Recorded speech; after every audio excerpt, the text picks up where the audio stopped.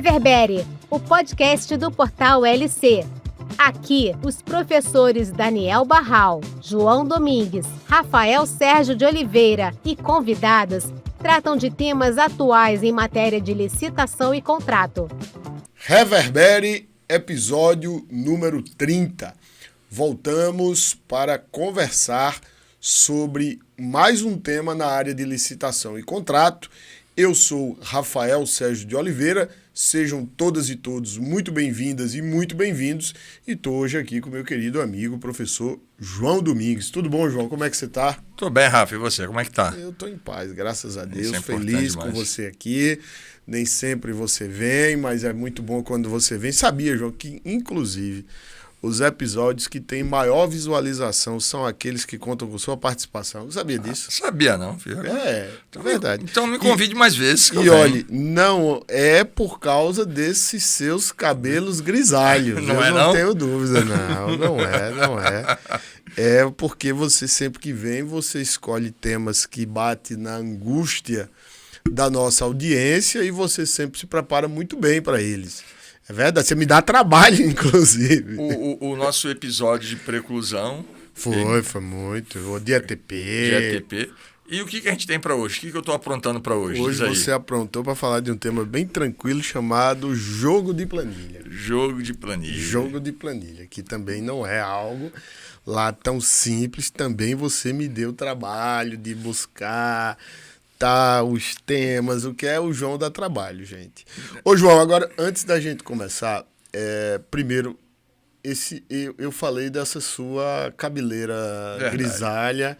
Quem é responsável por ela? Fala pra todo mundo aí. Eu sei quem é. Rapaz, eu não era assim não, antes de 2019, Até abril de 2019, meu cabelo era baixinho. De abril de 2019 pra cá, meu cabelo nem a barba também era essa barba arrumadinha não era. E tal, sim. Agora esse cabelo e essa barba pertence a quem? Isabela Brito. Isabela Brito, o João, inclusive, agora no dia 10 de setembro, domingo que passou, agora fez um ano de casado, é meu afilhado, eu fui padrinho de casamento, é recíproco, inclusive Isso. Ele foi meu padrinho de casamento, e a Bela é que é responsável. A Bela, gente, eu vou te falar, a Bela, ela pega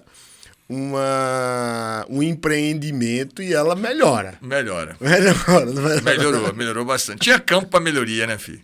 Tinha campo para melhorar. Você não vai falar de mim, não, porque toda vez que eu falo isso, você também tira uma onda comigo. Não, eu não vou entrar nesse detalhe, não. É verdade, Danilo também melhorou muito.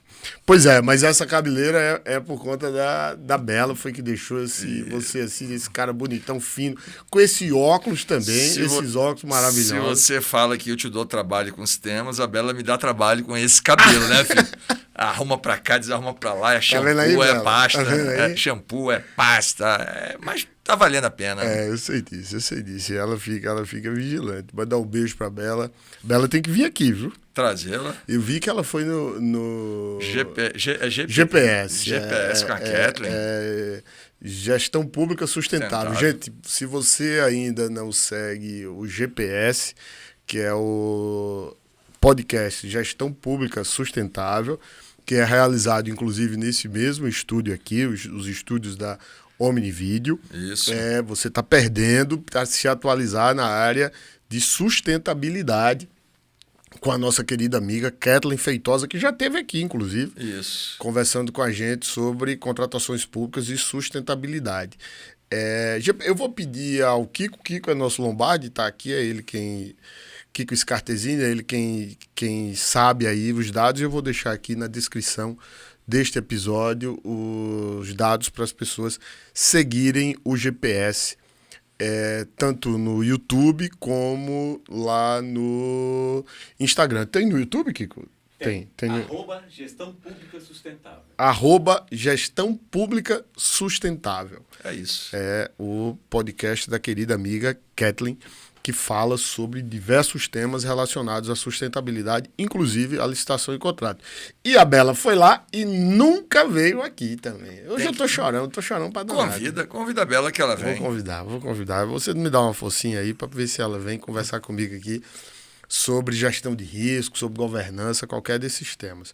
E desses temas eu queria que você falasse pra gente, convidasse as pessoas também para ir para 2 eventos que nós vamos realizar, um em Brasília, agora nos dias 9 e 10 de outubro. 9 e 10 de outubro, por favor, é com você. Então, nos dias 9 e 10 de outubro, nós estaremos, você no dia 9 e eu no dia 10, tratando de reajuste, revisão e repactuação. Os 3 R's, né? Isso. Os 3 R's em a parte teórica, prática dos contratos de serviços terceirizados. Correto. E nós vamos abordar é um tema extremamente relevante, traz controvérsias durante a execução. Sim. Pelo gestor, pelo fiscal de contrato. Talvez um dos temas mais angustiantes. É porque tem uma variação muito grande, né? São várias hipóteses que acontecem. Eu estava até comentando contigo uma hoje, né, em relação a isso. E aí, nosso curso de reajuste, revisão e repactuação vai abordar essa parte prática para a gente poder dar, assim, não posso te definir, te dar engajamento, te dar certeza do que você está fazendo, está de forma correta, alinhada com a lei, né? E é um curso avançado, gente, e focado na prática, porque nós vamos inicialmente, juntamente comigo, no primeiro dia, como o João falou, vamos falar ali dos fundamentos teóricos e práticos, os fundamentos, eu diria, mais jurídico-operacionais, da revisão, do reajuste, da repactuação. E no segundo dia você entra com a planilha, isso, sobretudo com foco na repactuação. E vamos discutir diversos problemas, né? É por isso que ele é focado na prática, porque a gente vai para casos que os gestores vivem, né? E que já estão tratados em acórdãos, em pareceres, e outros que nos trazem, que muitos daqueles que nos seguem, inclusive se você tiver algum, nos traga a sua angústia, que a gente vai inserir ali no conjunto de casos que nós abordamos no nosso curso. Dias 9 e 10, tem pouca vaga esse, inclusive. Já está, eu acho que deve ter pouca coisa. Quem quiser, ainda dá tempo aí de tramitar um processo para poder contratar e estar com a gente nos dias 9 e 10, presencial aqui em Brasília. Isso. É bom ressaltar, Rafa. 9 e 10 de outubro. Isso. É ressaltar que esse curso está muito mais robusto. Está com uma modelagem diferente e abordagem diferente dos que nós já fizemos online, né? No passado aí. Melhora, né? A gente está melhorando, porque tem, por exemplo, o parecer que trata de alteração do FAP. Sim. Então a gente vai abordar isso também, da possibilidade. Tem muitas coisas. Tem muita novidade. Muita novidade que a gente vai tratar.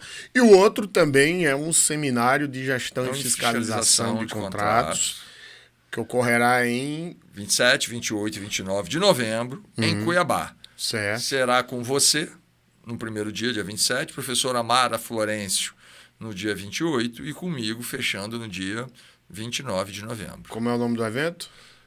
Seminário de Gestão e Fiscalização de Contratos Administrativos. Em Cuiabá. Em Cuiabá. Certo. Vamos lá, gente. São oportunidades aí de se capacitar para que a gente possa implementar a Lei 14.133 com segurança, como o João falou, e com qualidade para a administração pública. Nós sempre deixamos os links aqui e você pode entrar em contato com nossa equipe para pedir sua proposta e providenciar a contratação para que você esteja conosco. Será um grande gosto. Como eu sempre faço, vou convidar vocês para se inscrever aqui no nosso canal do YouTube, ou se você está nos assistindo ou nos ouvindo pelo Spotify, porque agora os nossos episódios também estão disponíveis em áudio e vídeo no Spotify.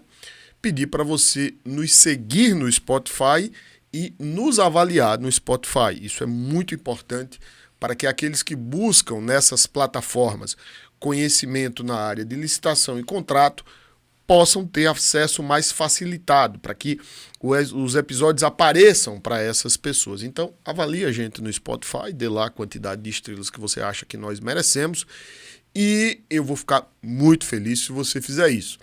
Olha, no YouTube também, deixa a sua curtida, se inscreve, ativa o sininho, porque a gente sempre está divulgando conteúdo. Segue a gente no Instagram, portal_LEC. Estamos no LinkedIn e estamos no Facebook, sempre como Portal LC. O João, como é seu Instagram, João? Professor _ João Domingues. Professor, não é prof só não? Prof. Prof. Underline João Domingos. Foi a Bela que fez, inclusive, esse Instagram. A Bela. Tá vendo? Eu sabia que tinha sido a Bela. Foi a Isabela que fez. Mudou. E o meu é @Rafael Sérgio de Oliveira e em todas as outras plataformas, sempre Rafael Sérgio de Oliveira. Vamos falar sobre jogo de planilha. Vamos. Como é que começa essa brincadeira aí? Eu perguntando o que é jogo de planilha, que todo mundo aqui deve estar curioso para saber o que é esse tal de jogo de planilha. Rafa, jogo de planilha, ele acontece na execução contratual, em que você tem uma execução em que itens que apresentam valores maiores de mercado, daqueles praticados no mercado, são executados em quantitativo maiores. Então, por exemplo, você vai para uma... E é um tipo de licitação que às vezes você faz por menor preço, menor valor global. Só que a execução é por item unitário. Então, um exemplo muito clássico disso... Então, vamos partir aqui já de uma situação. A adjudicação da melhor proposta, da proposta mais vantajosa, se dá para o valor resultado da soma de um conjunto de itens. Isso. Sendo que a execução não se dá necessariamente no todo. Ela pode se dar com demandas itens a itens individualizados. Perfeito. Entendi. E esse nome jogo de planilha designa algo que é bom ou é ruim? Jogo de planilha, ele é bom para quem executa e é ruim para quem paga. Então, para a administração, jogo de planilha é uma pernada, é uma rasteira. É uma rasteira. Então não é bom. Para a administração não é. Eu acho que, pelo que você está me dizendo, até porque esses itens que são demandados individualmente, eles estão acima do mercado. Estão acima do valor de mercado. Isso. E se estão acima do valor de mercado, então ele é, de certo modo, uma rasteira na administração. E você veja que você ainda pode executar o contrato dentro do valor contratado, observando o valor contratado, mas os itens executados eles apresentam valores unitários acima do que está praticado no mercado. Vamos começar por uma parte mais atrás, então. O jogo de planilha, ele se dá em contratos que não observam o princípio do parcelamento. Em alguma medida, não. Em regra, sim. Ou seja, eu contrato diversos objetos em um único contrato. Sim, isso. Não é isso? Eu rompo excepcionalmente o princípio do parcelamento previsto nos artigos ali na Lei 14.133, nos artigos 40 e 47. 40 Isso. para compras e 47 para serviços.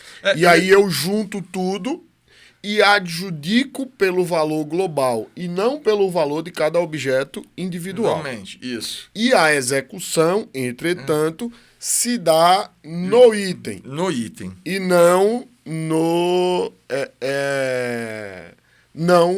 grupo necessariamente. Executando todo o conjunto, né? Certo. Por exemplo, se você faz uma licitação, você não sei se você tem experiência, mas, por exemplo, um contrato em que uma licitação em que você tem vários valores, vários itens, por exemplo, eventos, em que você não tem um padrão de valor. Então, você tem que pesquisar mercado para poder fazer a composição do valor unitário para cada item que compõe a planilha. Multiplicado o quantitativo pelo valor unitário, somados todo, vai dar o valor global máximo aceito na licitação. Correto. O critério de julgamento é o menor valor global. Uhum. Mas se você não amarra... Menor valor do grupo. Do valor global ou do grupo, né? Vamos pensar isso. Se você não amarra a precificação da empresa no valor máximo unitário, ainda que ela observe o seu valor máximo global, ela pode botar para um item um valor maior do que você previu no contrato, na tua pesquisa de preço, desculpa. E aí, durante a execução, ela sabe que aquele item vai ser executado mais vezes. Então, você tem aí a ocorrência do jogo de planilha. E aí uma das maneiras de mitigar isso, é a que a gente estava conversando aqui em off, é eu estabelecer o julgamento no menor valor global ou do grupo, mas estabelecendo observância do valor máximo unitário que eu, administração, pesquisei. Veja, eu vou até pedir aqui para a gente fazer até aquela diferenciação que nós já fizemos em episódios anteriores. Item, lote e grupo. Item é uma unidade de um objeto. Né? Não é uma unidade de um objeto, foi mal. Item é um objeto específico que eu quero contratar. 500 computadores, 1000 computadores. É um item. É um item. Mas vamos para monitor, que computador talvez congregue ali, a gente entenda, as pessoas entendam como monitor. Mas só o notebook. É o nosso notebook. Só o notebook, sim, perfeito. É o item. É um item. É o item. Só que se eu quiser comprar 10 mil computadores, são muitos computadores para serem adjudicados a um único... Você fala notebook. 10 mil é uma quantidade muito alta para ser licitada para um único vencedor. Um único item. Ou seja, eu vou... Parcelar. Eu vou fazer lote. O lote, então, ele é divisão. Isso. Divisão. Pode ser 2 lotes. Podem ser 2 lotes, 2 de 5 mil. O lote é o princípio do parcelamento, como você já colocou. Agora, eu vou comprar o notebook e vou pedir que já venha com ele o mouse, um teclado, uma webcam, o suporte, ou seja, e vou adjudicar tudo isso em conjunto. O conjunto desses itens adjudicados em conjunto forma um grupo. Isso. Não é um lote. Não é um lote. É um grupo. É um grupo. E, inclusive, essa nomenclatura foi adotada na Lei 14.133, no parágrafo 1º do artigo 82, no que diz respeito a registro de preços. Só que você coloca muito bem que isso não se dá só para registro de preços. Esse problema, muita gente identifica ele no registro de preço, mas ele não acontece só no registro de preço. A contratação dos serviços, sobretudo os serviços continuados, como o exemplo que você deu, é o serviço de eventos, que é composto por diversos itens, nós licitamos todos os itens, entretanto, ao executar um evento, nós não demandamos todos os itens ali presentes. Nós demandamos alguns itens que compõem o rol de serviços contratados relativos a evento. Sim. Vou dar um exemplo. Num curso que eu ministrava em um município, a aluna servidora disse: professor, nós aqui muitas vezes contratamos o serviço e que esse serviço ele envolve inclusive o aluguel de brinquedos para crianças, tipo inflável. Aí ela disse que às vezes era uma festa da padroeira da cidade, ela pegava um conjunto grande de todos aqueles infláveis e outros além mais, como a cama elástica e tal. E outros, a depender do tamanho da festa, ela não demandava todos aqueles infláveis, apenas alguns deles. E aí eu falo inflável, mas outras como a cama elástica, a piscina de bolinha, que não são necessariamente infláveis, mas está naquele rol de brinquedos que eram demandados.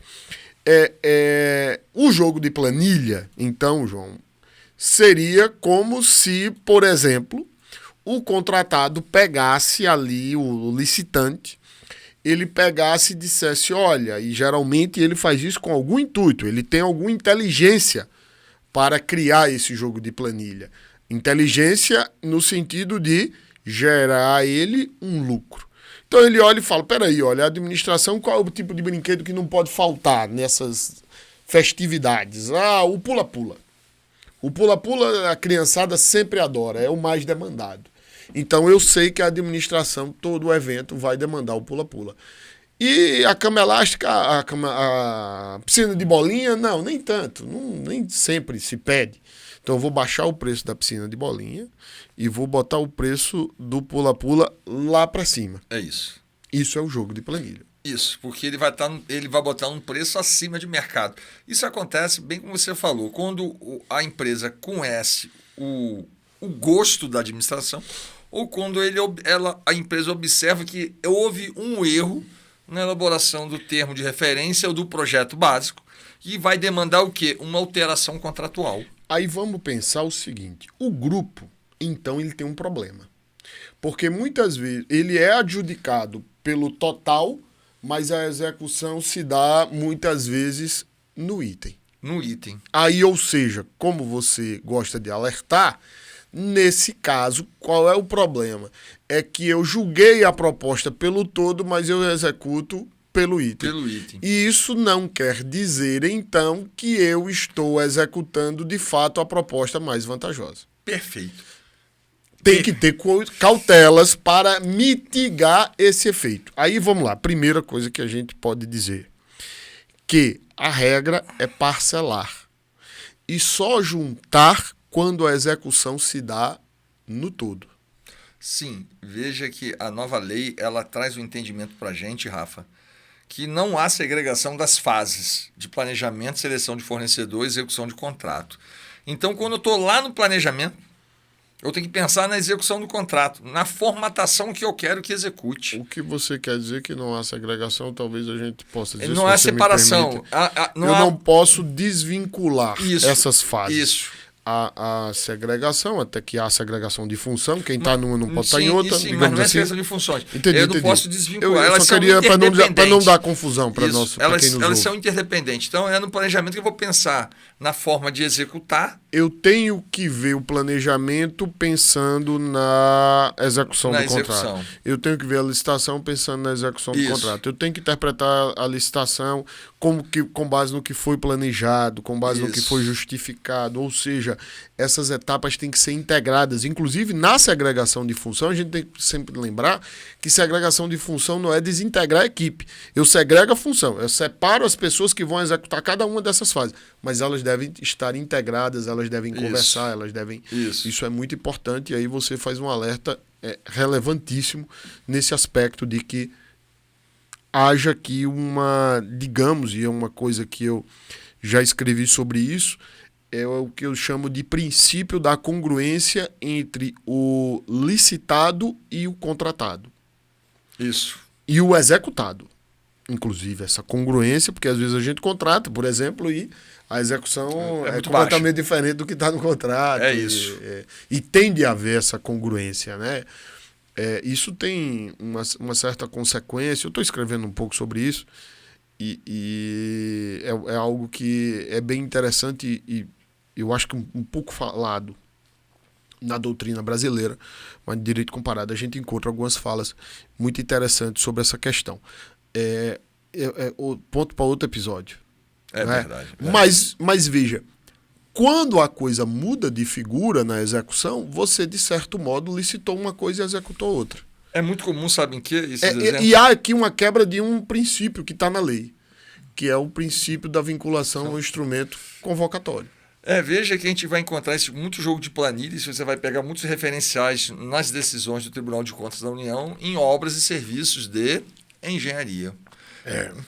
Muita. Por quê? E é interessante que aí não há uma questão de parcelamento, né? Mas é um erro de projeto. Um erro de projeto faz com que você vá para uma alteração contratual.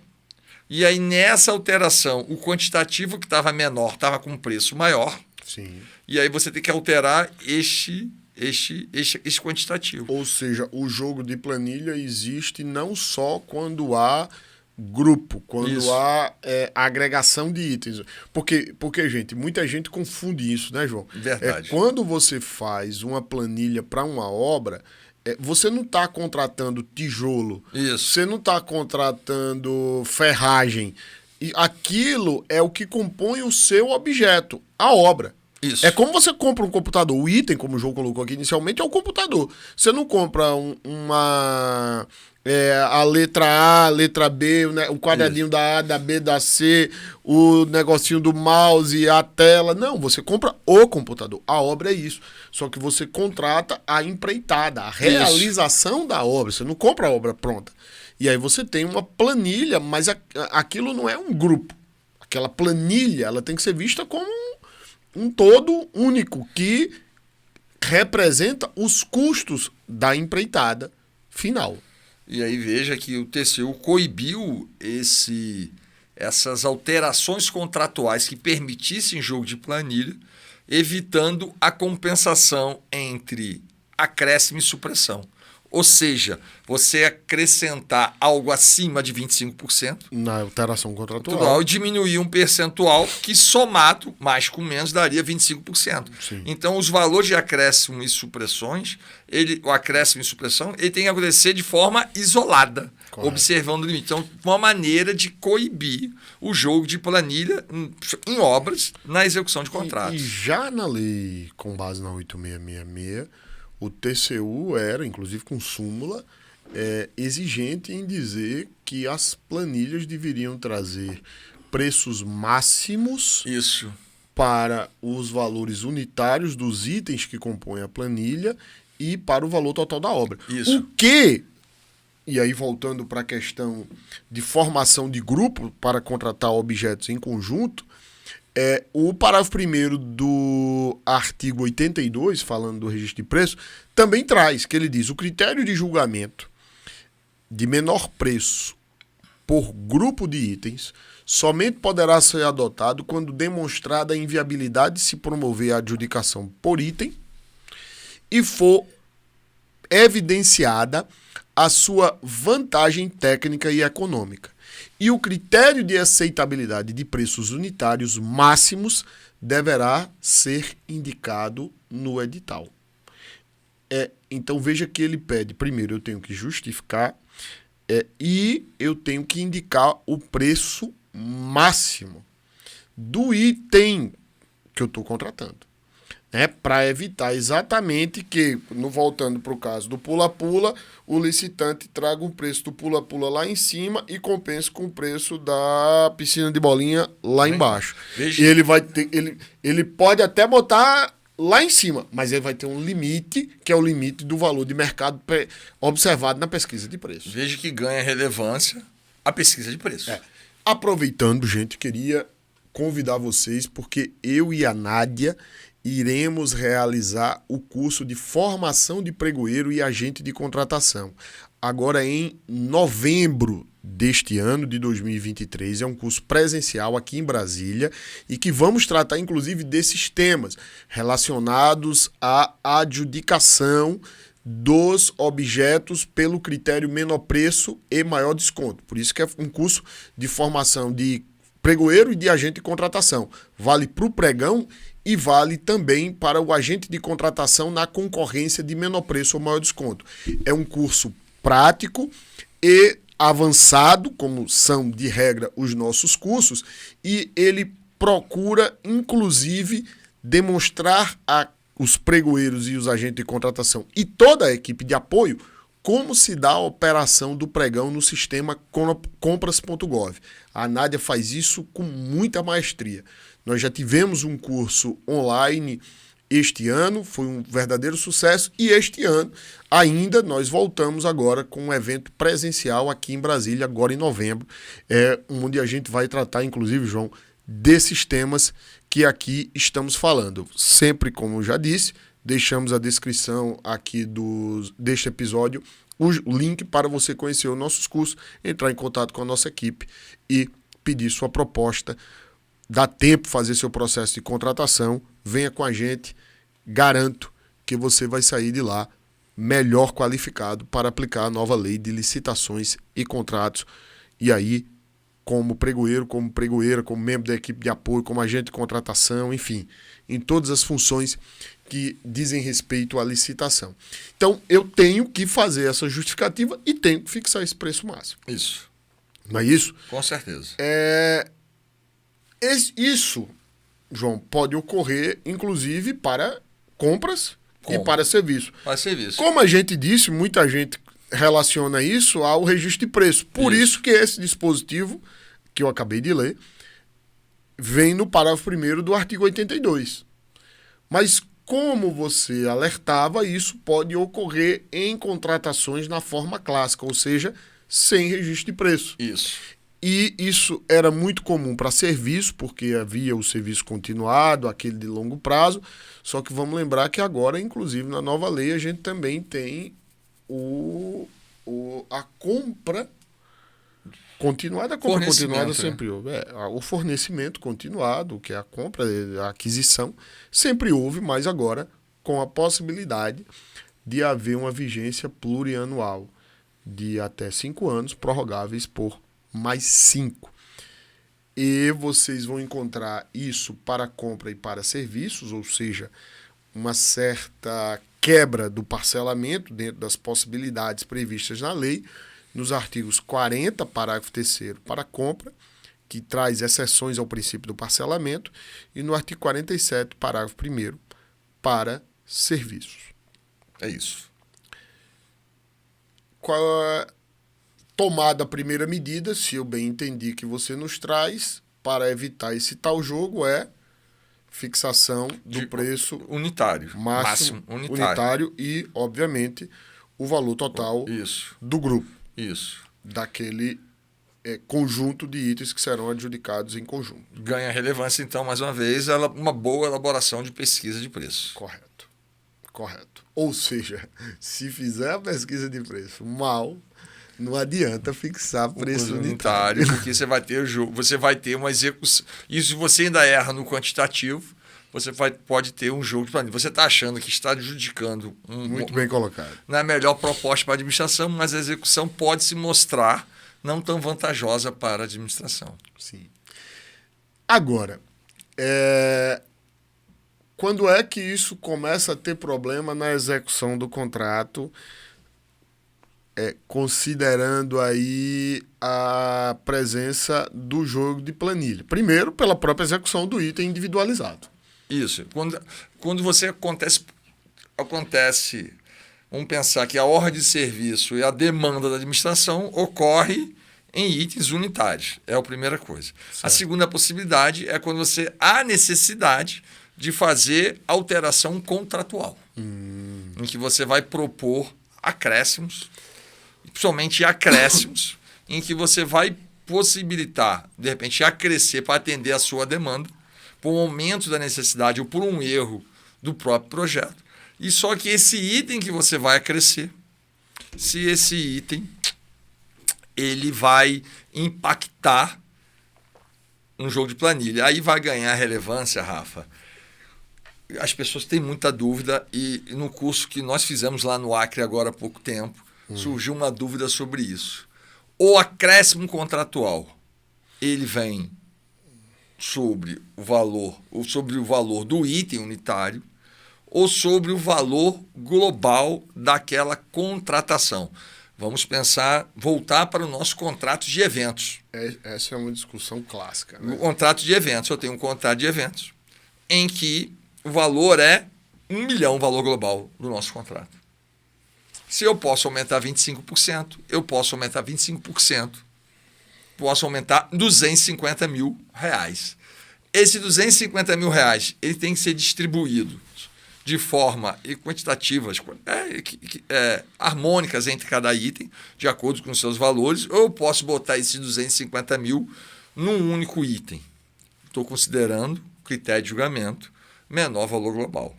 O que você me diz? Porque isso aí, se você tem um jogo de planilha, pode configurar um jogo de planilha se você vai acrescer esses 25% sobre um único item.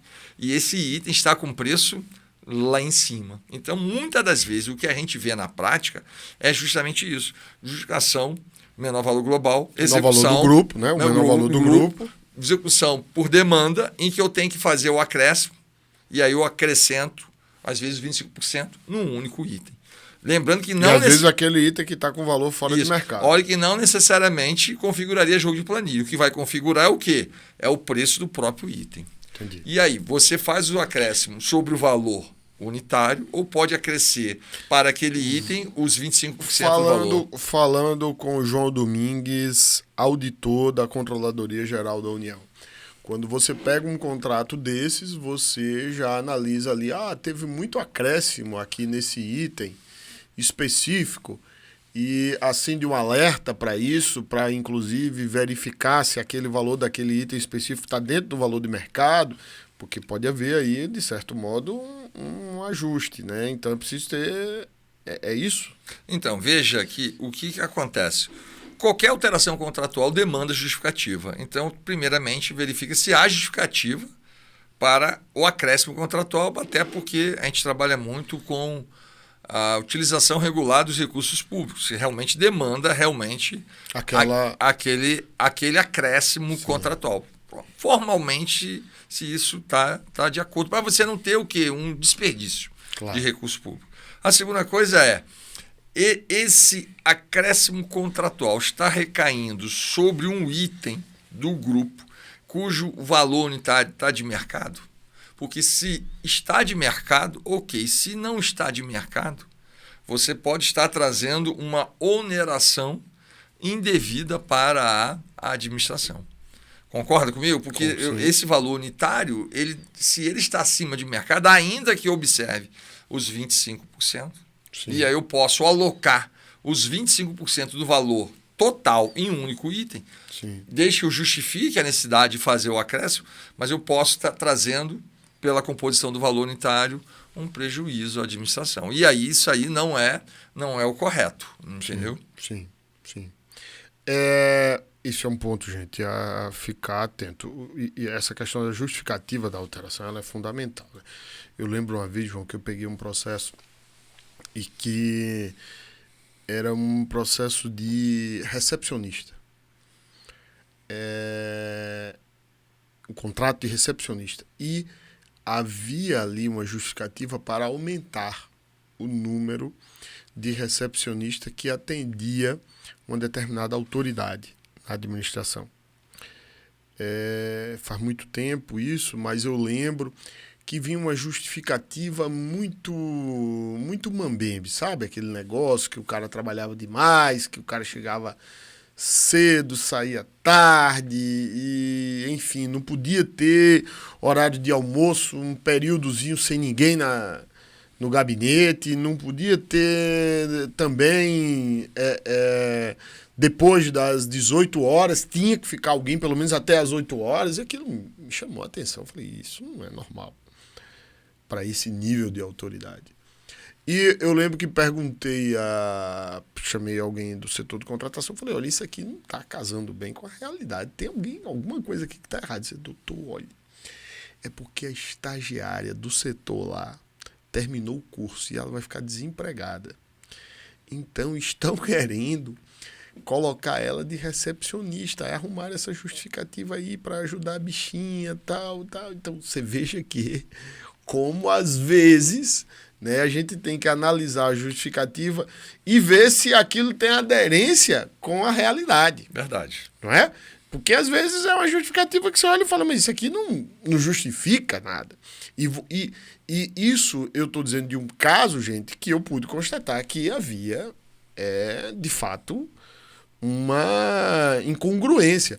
Mas olha só, muitas vezes as pessoas não dão atenção à justificativa.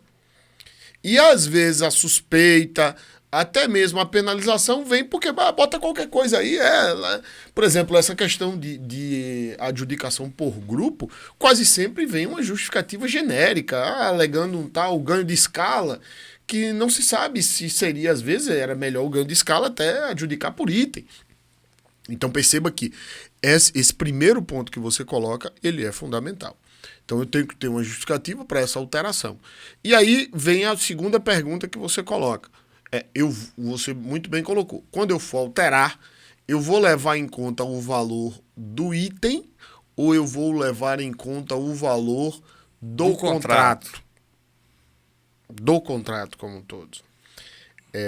Essa dúvida ela acontece a todo momento. Essa dúvida aconteceu lá no curso do Acre, conforme te falei aqui. O parecer 5/2022 da Câmara Permanente de Licitação e Contrato do Departamento de Consultoria, atual Subprocuradoria-Geral Federal de Consultoria, titulada pela minha querida colega doutora Ana Paula Severo, que é um órgão da Procuradoria-Geral Federal, que por sua vez é um órgão da Advocacia Geral da União, traz um entendimento sobre esse tema. Lá no seu item 3 da ementa do parecer diz: na hipótese de o contrato derivar de licitação com critério de julgamento com menor preço global e adjudicação global, ou seja, o grupo, pela nomenclatura da Lei 14.133, o limite legal para as alterações do objeto deve ser calculado pelo valor inicial atualizado do contrato, ainda que a alteração recaia sobre apenas um ou algum dos itens. Perfeito.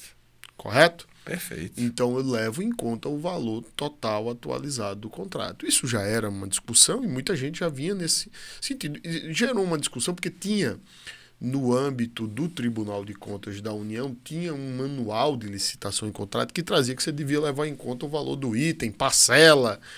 E isso gerava uma certa discussão. Mas a própria lei, tanto a 8666 como a 14.133, diz que você deve levar em conta o valor atualizado do contrato. E assim, João, há uma justificativa para isso. Porque, veja, se eu tenho que, ao adjudicar por grupo, justificar, inclusive com base em questões técnicas, é porque esse grupo ele é fundamental para funcionar em conjunto. Como evento, eu vou não, faz um contrato ali que vai ser os itens individualizados. Isso vai gerar um problema na solução, não só tecnicamente falando, na realização do evento. É um que vai trazer um equipamento, o outro que vai fornecer o outro equipamento, o outro que vai fornecer a recepcionista.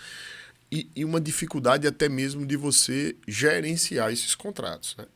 Por isso que o artigo 47 da lei traz essa hipótese. Então, mas você resolve isso quando você analisa a justificativa da alteração. Né? Então, se você tem demanda para aquela alteração em 1 ou 2 ou 3 itens que compõem o grupo, tem justificativa para aquilo, você resolve esse problema. Então, não teria que haver esse impedimento. Mas eu te digo que é muito comum. Sim. É muito comum por aí, Brasil afora, você fazer licitação do menor valor global e você querer fazer alteração contratual e os próprios órgãos de assessoramento jurídico limitam os 25% pelo item. Não, gente, parecer mais uma vez, João, parecer 5/2022 da CPLC. Esse parecer eu encaminhei para o pessoal lá da Secretaria de Educação do Acre. Tem uma justificativa muito robusta sobre isso. É porque serve assim, em que pese não vincular, mas abre os caminhos para você pensar em que você pode melhorar a forma de execução de contratar. Entendi. Agora, o grande detalhe, né, Rafa? Às vezes as pessoas perguntam, tem jogo de planilha em obra, serviço de engenharia, tem jogo de planilha, às vezes, quando você faz, como você mencionou bem aí, em contratação, às vezes, dentro de um grupo, ou dentro de às vezes, dentro de um objeto mais específico. Mas tem jogo de planilha em serviços terceirizados? Você veja que eu falei que existe jogo de planilha terceirizado quando você está tratando de eventos ou algum Correto. tipo de contrato por demanda. Correto. Mas em serviço terceirizado como mão de obra, igual você falou aí da recepcionista, existe jogo de planilha para serviço terceirizado com dedicação exclusiva de mão de obra? Eu acho que sim. Você acha? Certeza que sim. Então, Rafa, veja que... Nem acho, eu tenho certeza. Então, veja o que acontece. Você, quando faz a adjudicação por uma contratação de serviço de recepcionista, qual o critério de julgamento? Menor valor global.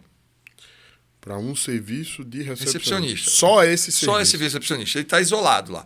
Vão ser 20 recepcionistas. Menor valor global. Vamos dizer que o posto... Que é uma contratação aí que tem um único item, né? Isso. O posto e recepcionista. Isso. Mas é porque a planilha de custo são compostas por vários itens. Ou seja, a planilha não representa diversos itens contratados. Isso, não. Ela representa os custos para a execução daquela contratação. Isso. É a mesma coisa aqui da obra. Isso. Mas só que, diferentemente da obra, eu não executo parcela da planilha de custo mensalmente. Executa tudo. Eu executo tudo. Então, se eu tenho 10 postos de recepcionista e o posto custa R$5.000, todo mês a empresa emitiria uma nota de fiscal de R$50.000. E eu vou pagar R$50.000. Se eu faço o acréscimo contratual, não há impacto de jogo de planilha. Correto.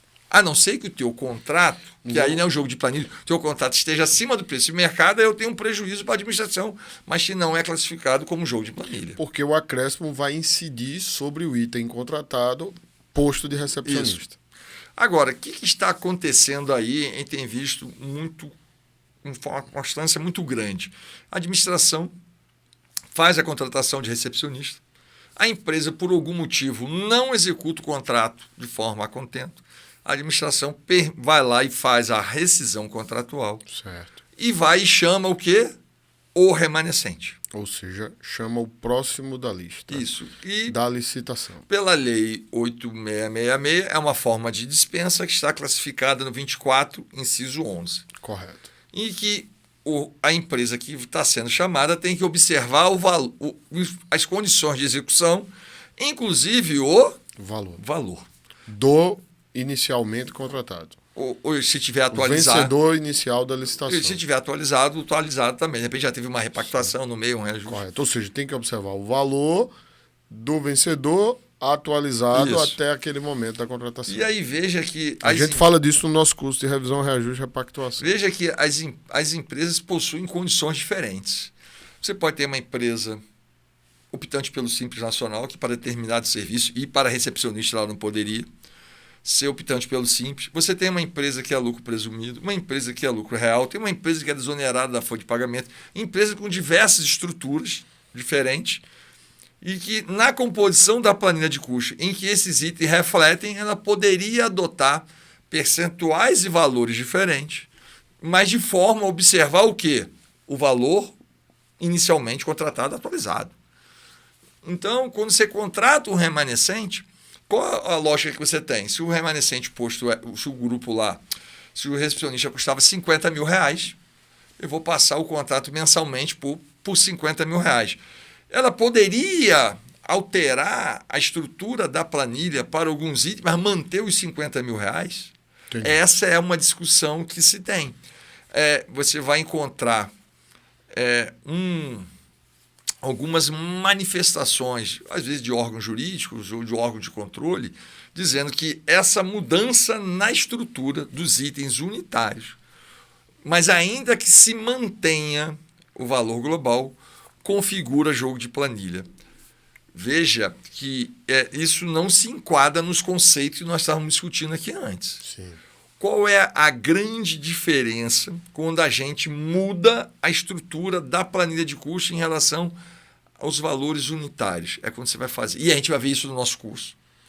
Quando você faz uma repactuação, vai ter um descompasso entre se eu tivesse na planilha no formato original com a planilha que foi contratada, que foi apresentada pelo remanescente, ainda com o mesmo valor global. Vai ter uma diferença. Essa diferença, eu fiz um estudo, ela pode ir para mais ou pode ir para menos. Sim. Veja que você vai ter uma alteração a partir do equilíbrio econômico-financeiro do contrato. Sim. Ou seja, o item sobrevalorizado, o item da planilha, o item não de contratação, mas o item da planilha que contempla um dos custos da contratação sobrevalorizado, quando aplicado o critério de repactuação ou de reajuste, mas aí no caso do serviço terceirizado com dedicação exclusiva de mão de obra, é o caso que você traz para a gente, ele pode gerar um prejuízo pela administração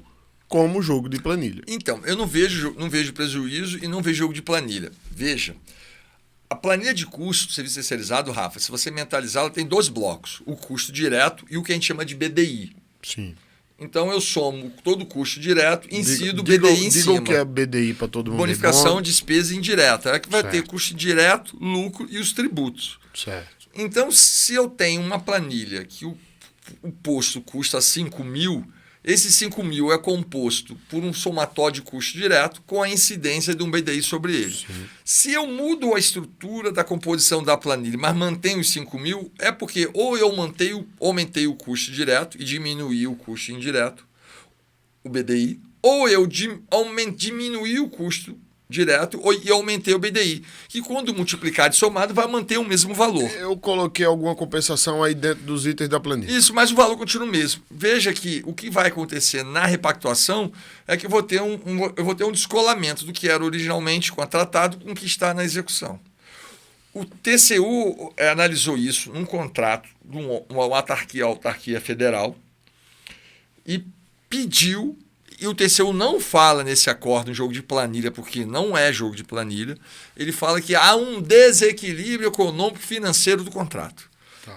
E sabe de quantos por cento? Quantos? 0,2%. Ou seja, é irrisório, talvez. 0,2%. A depender do valor do contrato. Não, mas 0,2%. E aí veja, e mandou voltar para a planilha original da empresa que ganhou a licitação. Entendi.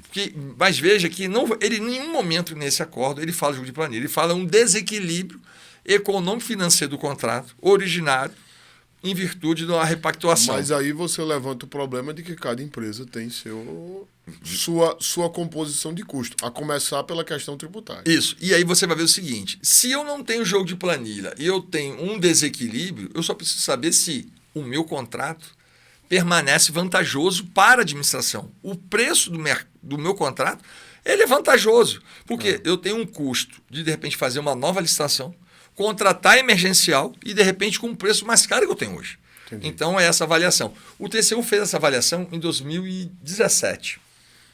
E aí, em 2022, aconteceu uma situação muito interessante que você vai ver que tinha uma empresa que era de limpeza. Sim.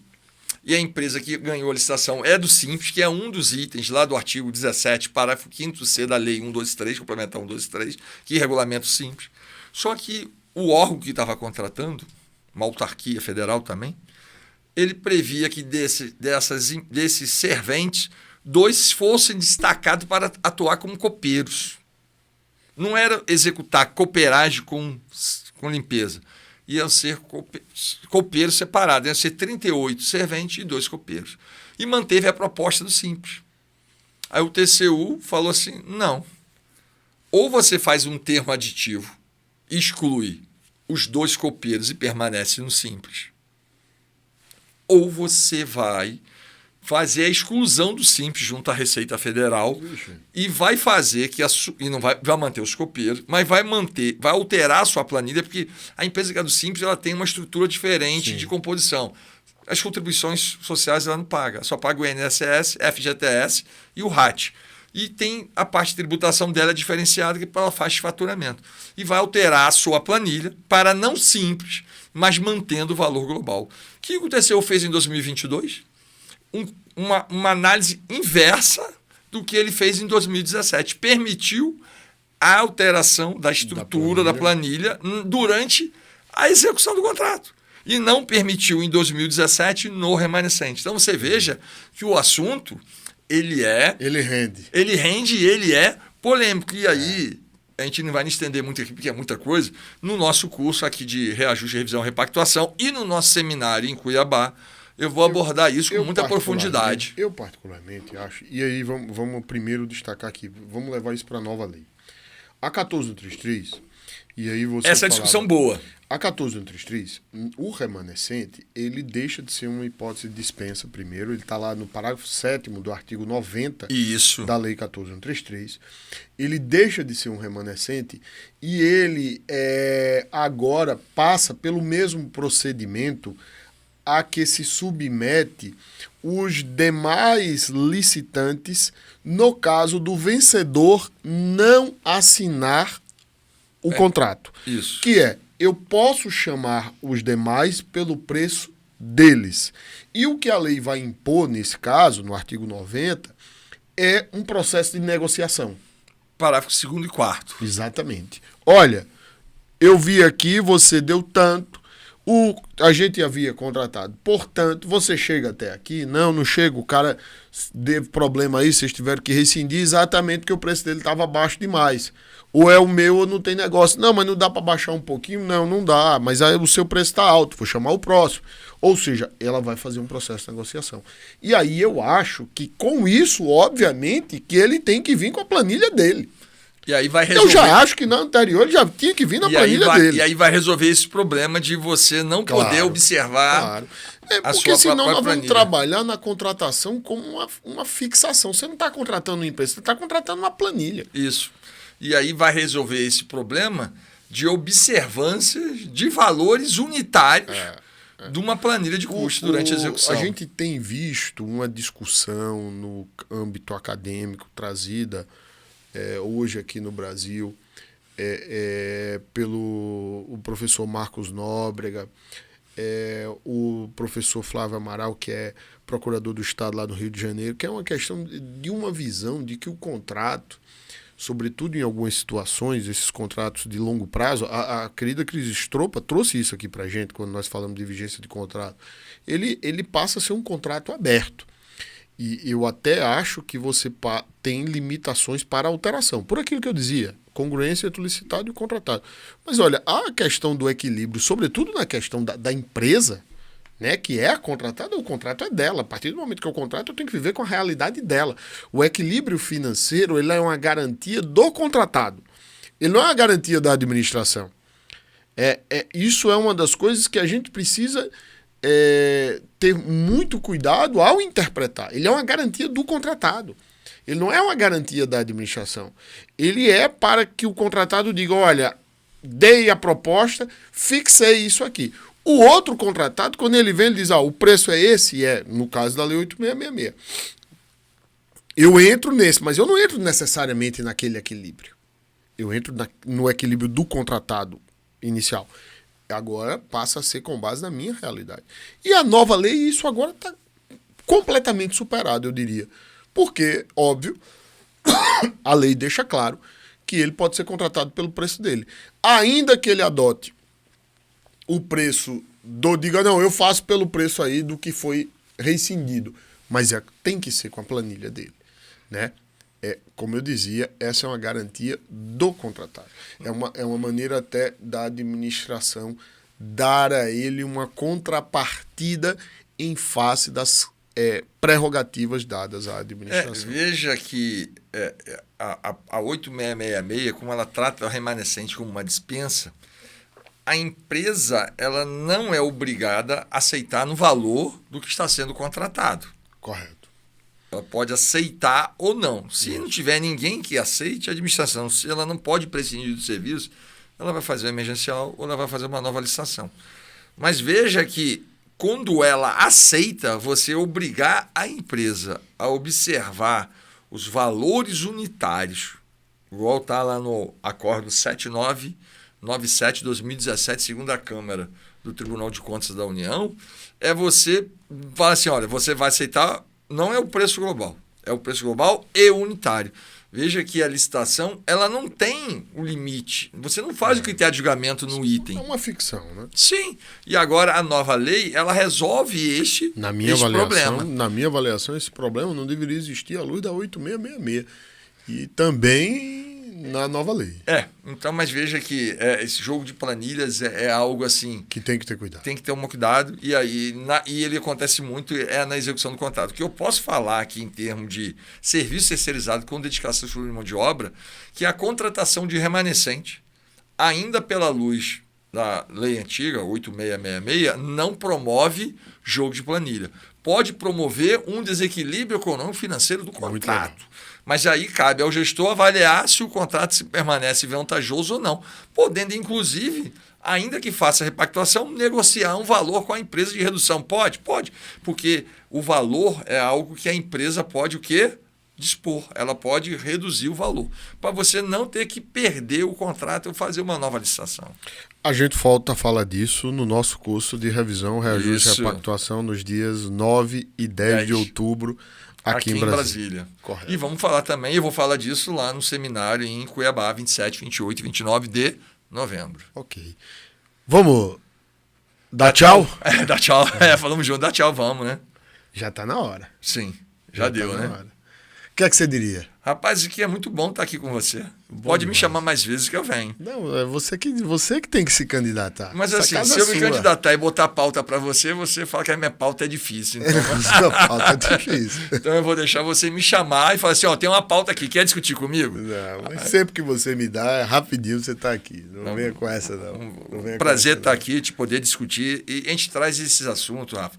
Essa volta do curso presencial tá favorecendo isso. A gente conseguir pegar as dúvidas que as pessoas têm e a gente trazer isso para o nosso reverbério, para o nosso podcast. E aí eu te falo mais, lá no Acre, várias pessoas vieram falar comigo do nosso podcast, falou o quanto isto ajuda eles no dia a dia. Ô João, que oportunidade você me deu lembrando disso. Gente, eu queria inclusive agradecer, porque os eventos que eu tenho ido, palestrar, o tanto de pessoas que me chamam e dizem, professor, olha, por favor, não parem, continuem, ajuda demais, o Reverbere tem reverberado.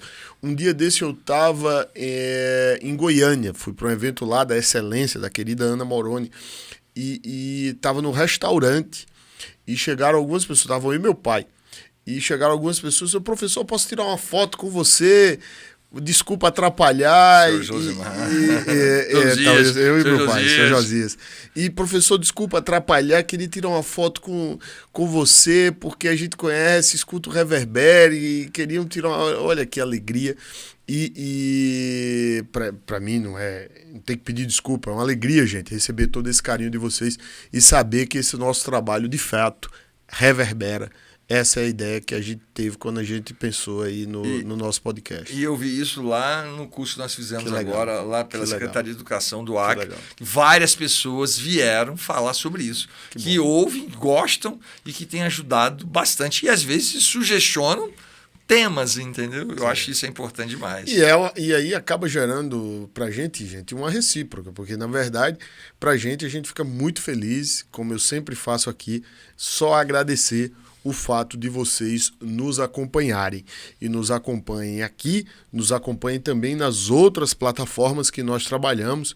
Eu como @Rafael Sérgio de Oliveira, ou fora do Instagram como Rafael Sérgio de Oliveira, e o João @prof.joãodomingues, que também vocês aí vão poder ter conhecimento. E o portal é @portal_leque e o restante portal LC. Se inscreve no nosso canal do YouTube, nos segue lá no Spotify e avalia a gente no Spotify. Isso é muito importante para que esse conhecimento reverbere. Muito obrigado a todos pela audiência. É uma satisfação grande poder discutir esses temas com você, João, e contando com essa audiência maravilhosa. Até a próxima. Até a próxima, vamos em frente. Até a próxima, gente. Abraço.